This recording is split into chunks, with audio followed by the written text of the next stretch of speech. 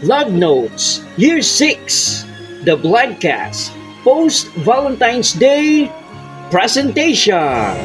Walang masama kung magmahal ka, kahit sino o ano pa yan. Ang pagmamahal ay walang pinipiling gender o katayuan sa buhay. Kakaiba po ang ating love story ngayong araw. Episode title, I Love You, Pare.